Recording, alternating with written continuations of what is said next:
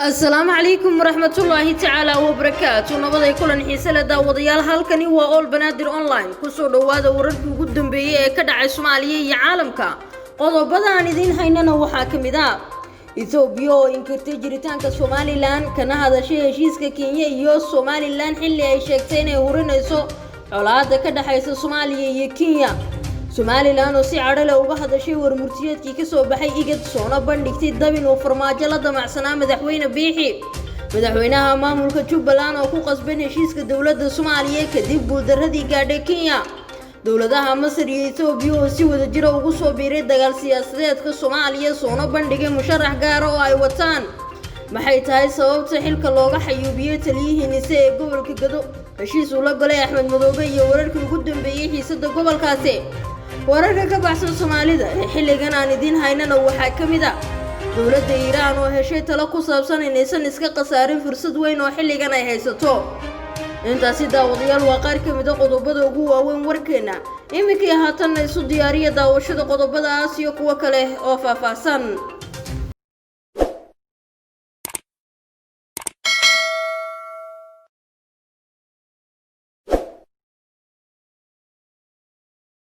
hagaag saaxiibayaal aan ku bilaabay sidii hordhaca baahinta warkeena aad ku daawanayseen dawladda Itoobiya ayaa gabi ahaanba inkirtay jiritaanka Somaliland waxa ay ka hadashay heshiiskii Kenya iyo Somaliland xilli ay sheegtay in Somaliland ay tahay sababta ugu weyn ee dagaalka ka dhaxeeya dawladaha Soomaaliya iyo Kenya ee xilligan cusub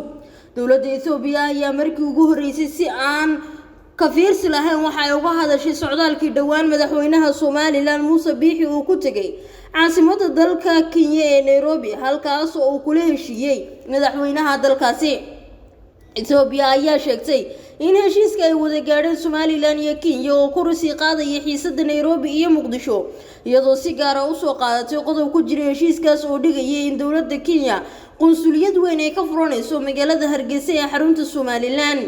Kenya waxay qunsuliyad ka furan doontaa Somaliland taas oo u ololeynaysa aqoonsi caalami ah siino kordhinaysa isfaham waaga u dhaxeeya dawladaha jaarka ee Soomaaliya sidaas waxa lagu yiri warbixinta toddobaadlaha ay soo saartay wasaaradda arrimaha dibadda Itoobiya ee ku saabsan falanqaynta arrimaha gobolka waxayna u muuqataa arrintani mid ay tahay mid gabi ahaanba iskaga indhatirayso jiritaanka Somaliland maadaama labada dhinac uu heshiis ka dhaxeeyo xukuumadda Itoobiya uu hogaamiye Abiy Ahmed ayaa waxa xiriir saaxiibtinimo oo dhow ay la leedahay madaxweyne Farmaajo waxayna tani keentay inay walaac ka muujisay heshiiska aan wali dhaqan gelin ee dhexmaray madaxweyne Biixi iyo Uhuru Kenyatta Itoobiya ayaa kamid ah dalalka xiriirka diblomaasiyadeed uu kala dhaxeeyay Somaliland inkastoo maqaamkiisu lumay tan iyo markii Abiy Ahmed dhinaca saaray dawladda federaalka waxaana Somaliland ay dhawaan heshiis la saxeexatay dawladda Kenya kaas oo ay qalinka ku duugaan madaxda labada dhinac wuxuuna dhaqan galayaa bisha Maajo sanadka soo aadan heshiiskaasi kadib markii ay dhacdo doorashada lagu muransan yahay ee Soomaaliya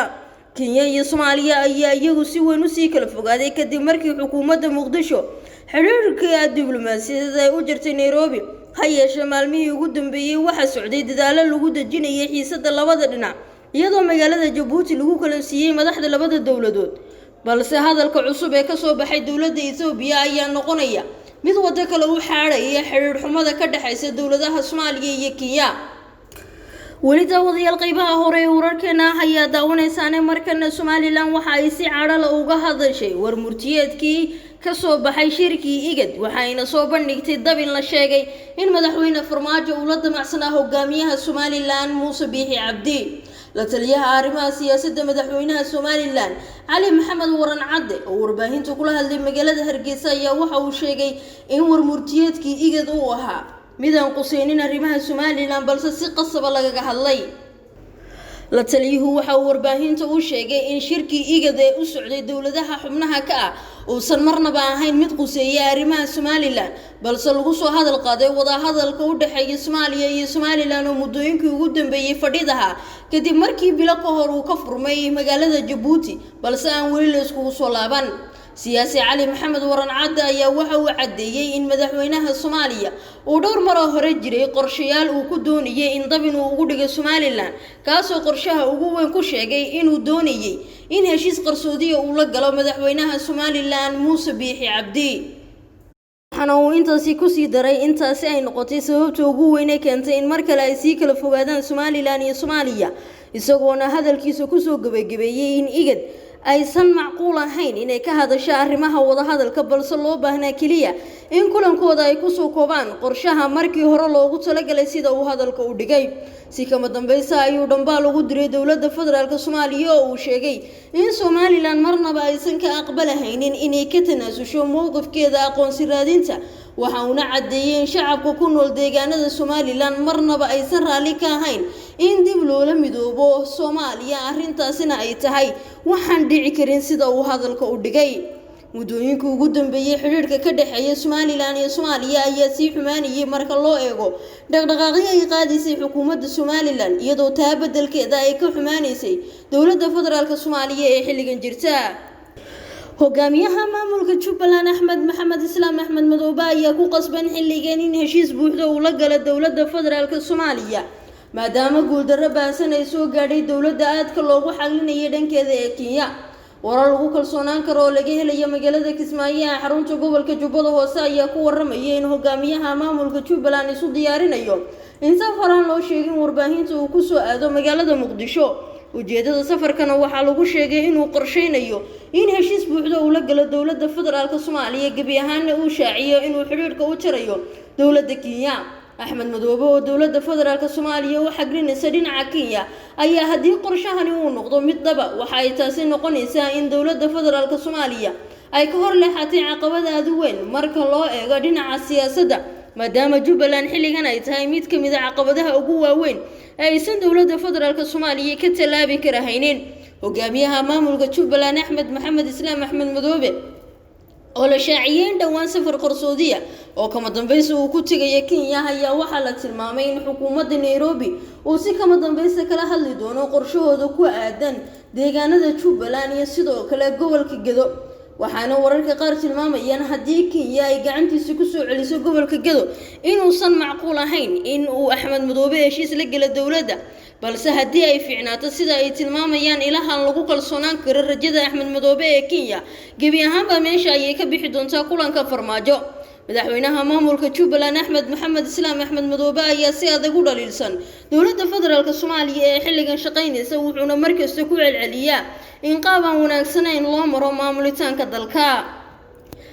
iyadoo wali uu jiro dagaal siyaasadeedka doorashada Soomaaliya ayaa si wada jira dowladaha Masar iyo Itoobiya waxa ay ugu soo biireen dagaalka doorashada dowladahan ayaa la tilmaamay in si qarsoodi ah ay u wadaan mid ka mid ah musharaxiinta ku jira xisbiyada mucaaradka ee dalka waxayna wararka qaar sheegayaan in dowladahan hadda loo xaglinayo dhinaca dowladda balse qorshahoodu uu yahay in xubnaha mucaaradka mid ka mid ah ay soo saaraan dowladaha Masar iyo Itoobiya oo iyaga dhexdooda uu ka dhaxeeyo khilaaf ku saabsan wabiga Nile ayaa markan ku heshiinaya siyaasadda Soomaaliya waxayna wararka qaar tilmaamayaan inay daneynayaan inay soo saaraan hogaamiye Soomaaliyeed oo iyaga saaxiibo dhow ah sida ay wararku sheegayaan Itoobiya ayaa iyadu lagu og yahay taageerada dowladda federaalka balse Masar sidaasi saameyn u buuran kuma laha siyaasadda Soomaaliya hadii ay arrintani banaanka timaadana waxa ay noqon doontaa qorshe cusub oo aan la ogeyn ujeedadiisa dhabta ah doorashada Soomaaliya oo ay ku hardamayaan xubnaha mucaaradka iyo dowladda ayaan wali la isku raacsanayn waxayna dadka falanqeeya siyaasadda Soomaaliya tilmaamayaan in dowladda xilligan jirta ay ku fashilantay qabashada doorasho maxay tahay sababta xilka looga xayuubiyay taliyihii ciidanka nise ee gobolka Gedo Bakaal Kooke iyadoona wararka qaar ay sheegayaan in uu heshiis buuxda la galayo madaxweynaha Jubbaland